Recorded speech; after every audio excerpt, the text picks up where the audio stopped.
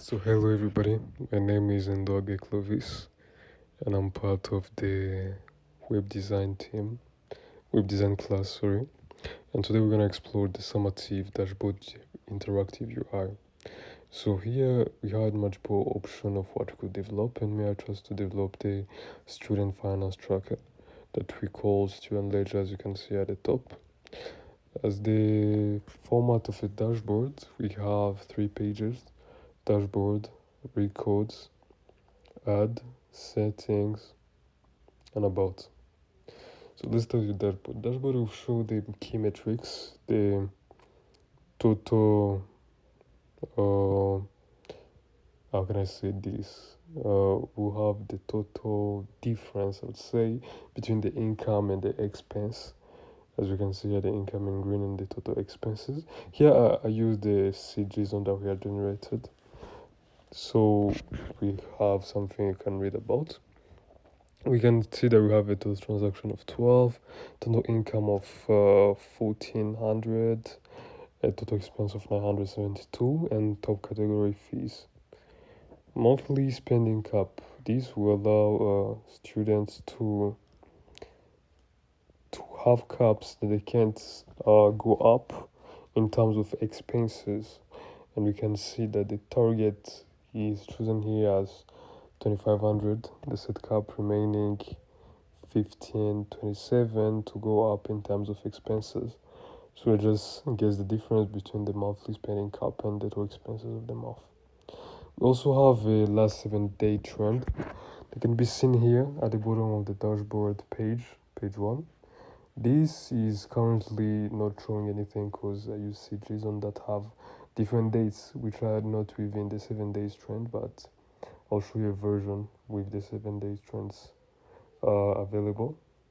We have the so yes, on the record page you can search for a previous transaction. Could be an expense, as you can see here, or an income. You can use keywords like coffee right here. You can see description of coffee and see that there's a total of over 25 amount spent on coffee in a certain key frame of 2 days. You can also do it using the regex. You can do it like this using a beverage pattern. This will help you to search in the description for things that have decimal places, so you can see you can classify them by description with decimal places, allowing you to track your records even more. You can delete records. You can delete record like this with a pop-up message, delete paid, then okay, and the record will be deleted and you can see it's no longer here. So yes, you can also right here export JSON or import JSON. As you can see right here, it's ready to be used. Or import a JSON that will let you open a file. That you can try also, as we'll have a JSON file in our root code base. We also have the add, which allows you to add the description of an expense or an income input you'll have. Let's say a small lunch at $20, you got a small sandwich, it's an expense, category food, and the date of today, add transaction. So you can see that this will be recorded right here as 26, the lunch, the food, and also the amount. But the settings pretty simple, the currency and also the categories. You can add categories and you can add those on currencies. As you can see here, you can choose the base currency between all the available ones here and the display currency given.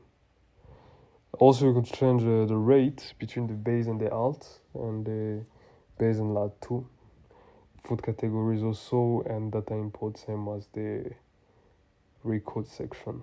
About will just be about the requirements asked during the summative assessment of including the M1 milestone spec wireframes and themes, which will present the data models that were used, the wireframes, Therefore, the pages right here in the dashboard, the accessibility plan, the regex validation rules that can also be tested with the index.html, and the keyboard map. So the tab sheet to navigate, escape to escape something that when you're trying to search it.